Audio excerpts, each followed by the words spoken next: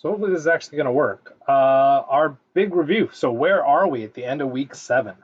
So really what I would argue is at the end of week 7, where we are is looking at all of chapter 17 being done.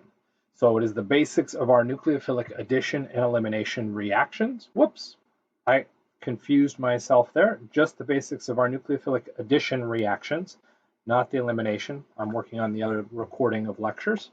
So in our nucleophilic addition, real quickly, we're primarily looking at carbonyls, but it can happen with any polar pi bond. Polar because the oxygen is more electronegative than the carbon. Okay. Within that polar bond, we then have a nucleophile come in, attack, break the pi bond, reform the pi bond.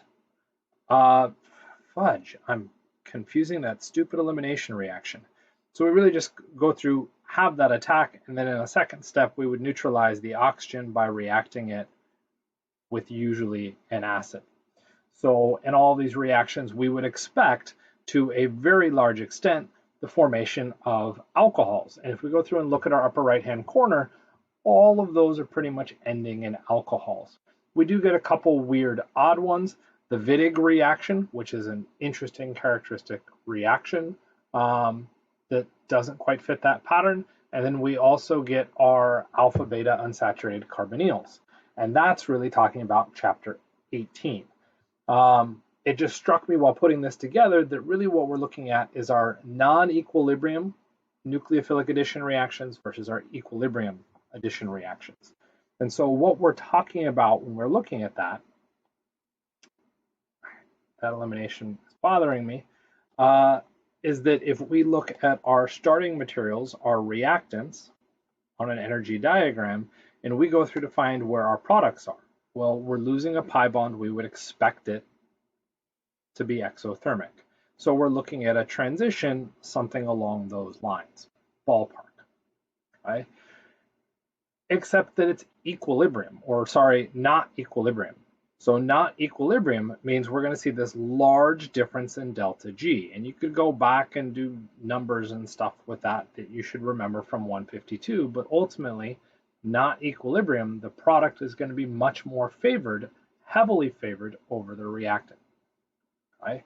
What happens when we move into chapter 18 and this kind of system with our alpha beta unsaturated carbonyls is that we're still doing a nucleophilic addition reaction. So we're still going to have our reactants. But what changes now is that our products come in at roughly the same energy. That means that we have to also consider the product going to reactant. And so this equilibrium now changes some of that reactivity, and we have to factor that into our conclusions behind it. So chapter 17, again, kind of nice because it's just straightforward. Just do the nucleophilic addition and you're done. The tail end of it with the introduction of the alpha beta unsaturated carbonyl becomes challenging because we now start to see an equilibrium come up. And that equilibrium is really being addressed and that there are two electrophilic sites. Right? So that is something to acknowledge and be aware of when you're moving through those reactions. And we'll see that kind of a lot in chapter 18. Oh, please work. Fine. Don't work. One of the questions that popped up within Piazza was this reactivity with the kind of definitions. So on when should you use the rules? And the case that I responded with is you should always use these rules. Okay, these rules are critical to everything we do if we want to apply our knowledge of organic chemistry as opposed to just memorizing out. Okay, and you can memorize out, it's just a lot. Okay, so what do I mean by how we would apply? So these are the rules that kind of structure how things should progress. So we could consider it kind of in, let's pick a combat. Okay? If we looked at it as a combat, you might say, well, what does the person I'm opposing, what do they have as a weapon? Okay? That's what they are holding on to. Okay? if that weapon is a gun, I'm going to have a very distinct difference in approach than if it's fists. Okay? The next one down, we're looking still at that kind of person. Okay? So we could change this this weapon slash person. If we move to the next one down, well, how big is that person? Are they buff? Okay? Or is it a tiny person? Okay? How does that affect my interpretation of how I'm preparing for that fight? Okay, so these are both kind of, what does that person or animal for that matter look like? Okay, am I about to go up against a T-Rex, or am I about to go up against my, because I always use this example, my now 4-year-old son? Okay, that changes my approach. The next thing that we would move into are really just a repeat or a rehash of the things above, except now they're at a larger scale. And that doesn't mean now I get to look at more of the person. What that's saying is, does that person have friends? Are those friends going to affect the outcome of the fight? If I go through and I see one person that's about to fight me, okay, not pleasant, okay, but at least I can process through some odds. If I now look and say that that one person has 20 friends with them, I'm done for, okay? That's going to change that interpretation, okay? And if we're looking at kind of stacking that up, it's not just me looking at that one person, it's me looking at that one person and looking at who's in my corner. Do I also have 20 people? So it's always this kind of comparative back and forth. How do we decide this? The last thing on this list is a head nod to what some people like to reference these rules as, which is Cario. Okay? And I'll kind of highlight where this is referencing. They're saying charge. These are an atom effect. There's the A, resonance, induction, and then I have no idea what O stands for, but that's what they're referencing it as. I think it makes sense to just kind of blow it all out so that you can look at it. So what is that O Cario thing at the end? The Cario is a mnemonic device to get these kind of pieces in there. Again, I disagree with that mnemonic device in that structure, but that last piece can encounter all sorts of other things, like substitution, okay, or substituted, hybridization, okay? Those you're now nitpicking down to very, very small references in the hopes of figuring out a difference. So what do you do with these? Well, anytime you encounter an acid, a base, a nucleophile, or an electrophile, you should be using these rules. In second semester, a single structure can have multiple nucleophilic or electrophilic sites. Well, which one reacts? The strongest one is going to react. That's the one that you need to neutralize first. So what you would have to do is use these rules to go through and say, well, this is the strongest one. This is why it's the strongest one. That's now going to move forward to do some chemistry. I get a new structure. With that new structure, I then evaluate these same 4 tenets or categories, and I use the rules again. The problem becomes is that when we go through and look at these things, and I think it all stems right back at the very top, looking at our acid, is that you're told, well, a Bronsted-Lowry acid, we evaluate the stability of the conjugate base. So then you try and use the conjugate base for all of these, which is just dumb because the conjugate base only applies to the acid. Doesn't apply to the base, doesn't apply to the nucleophile, it doesn't apply to the electrophile. If we look at that acid application, what are we talking about? Well, if I look at a reaction where this is an acid, and I want to determine something about stability, the easiest thing for me to look at would be A-. It's charged, that makes it more reactive, and the H+ is something that all acids have, so that doesn't help me. I can use these rules and apply them to HA. That is absolutely fair game, but it becomes more challenging because the charges or the thing that is reactive is hidden. Okay? You could look at it as undercover. When we move to a base, what we have to do is address what a base does. Well, a base reacts with H+ to form the conjugate acid. And this is where people go, oh, I'll go through and look at the conjugate. Well, why are you looking at the conjugate? For the acid, we looked at the conjugate because it showed charge. It showed the reactivity. If I'm looking at the base, the reactivity is the base donates those electrons. So why don't I just look at the base? Yeah, that's exactly what I should do. If I understand the definition of what these things are, all I'm doing is now applying that rule set to what that definition is. It does take a little bit of practice, but it is shocking how accurate it is in everything that we encounter. Okay? Everything's a bit of an overstatement, but what we're looking at here is maybe 70 to 80% of our reactions can be qualified and classified in this fashion. Okay? If you don't use these rules, that 70 to 80% is now something you have to memorize, right? On top of this other stuff. That's why people look at OCHEM and say, oh my God, there's a ton to memorize. It's not because there isn't a ton of stuff, because there is a ton of stuff, but what happened is they didn't see the patterns behind it. These are the patterns. This is what you should be looking for when you go through to solve, okay? Another thing that popped up was drawing some things in SmartWork. Okay, so the common ones that I saw were the cyano and the phenyl. So a CN, right? Oh, I can't draw that. I don't see a CN button. Admittedly, this is a fault on SmartWork. SmartWork should not be using an abbreviation and then remove that ability to use the abbreviation.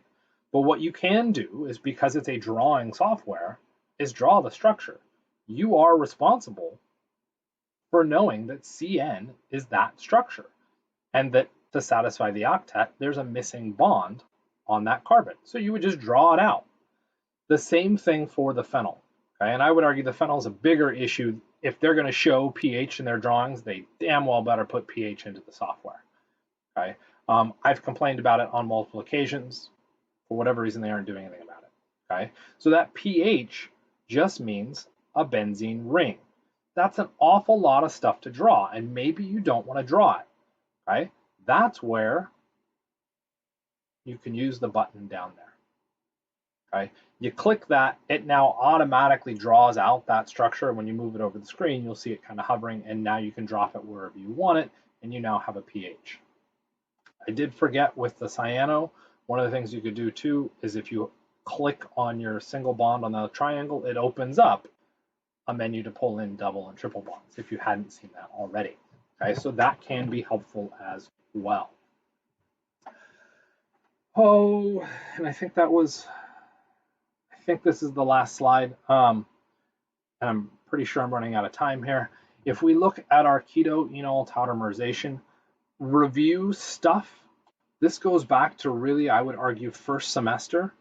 We're looking at a non-polar pi bond in the alkyne.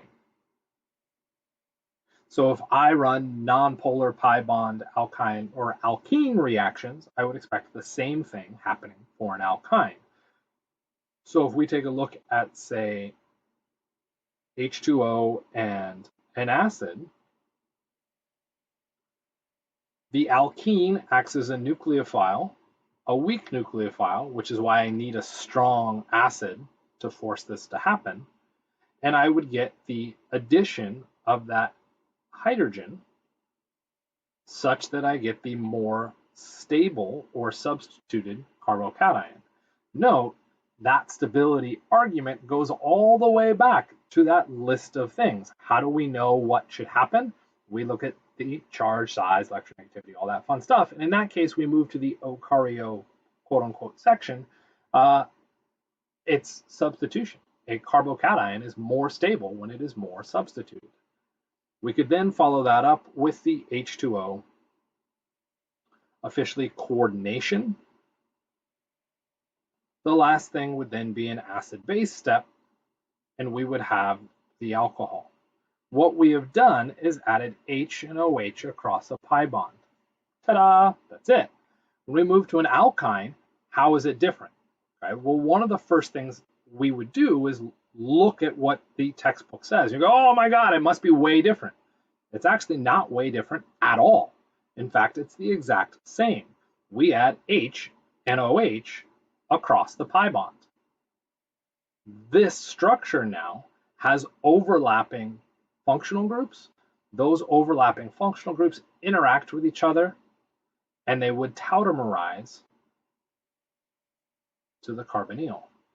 Exact same chemistry, right, as the alkene addition. What we have to acknowledge is the new stuff, which is that tautomerization. Right? And all the tautomerization is saying is that we want oxygen to have more electrons around it. And for those people saying, well, doesn't this have more electrons around it?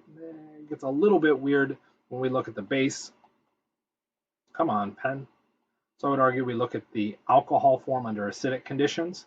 In this case, that oxygen is sharing electrons out with the hydrogen, right? As opposed to in the keto form, it's holding them. Arguably, this is chemistry. It's a little bit challenging to understand because ultimately it goes all the way back to bond energies. So you could go through and look at it as bond energies. I think it's easier if we just kind of ballpark it with that keto versus enol, not the enolate state, the enol state, and say, where does the oxygen have more electrons? Okay. The other approach that we could spin on it is in the keto state, that oxygen is sp2, which means it's more electronegative. And since oxygen is the most electronegative element, let's get it as many electrons as possible. If we move to the enolate state, it's sp3 hybridized, which means it doesn't own as much of the electron density. I know it's a weird statement to make. Don't stress on it, but just trying to show another spin behind that on how you could pull that in. Okay. The keto-enol tautomerization is going to keep popping up, so you need to review it. You need to be comfortable with it. Okay. You will see it both on the electrophilic addition side, which is this review section, and then you'll also see it on the far side, the kind of new section, because of what that tautomerization does for us. Okay. And it becomes super important if we were to say draw a Lewis resonance structure for this. And even for the enol, though admittedly it's not as good of a resonance structure for the enol, this becomes very special or cool for us because the enol or enolate both generate a negative carbon. That negative carbon is fantastic because we now have a nucleophile. And based off our nucleophile definition, it is an electron donor. Carbons don't stabilize electrons very well, so we very rarely get carbon nucleophiles. Ta-da! Enols. Okay. With that, I think I already talked too long. I tried to go as fast as I could to cover that. I know that's a bit fast, but hopefully that works out for you. If you got questions, again, post them up into Piazza and let me know.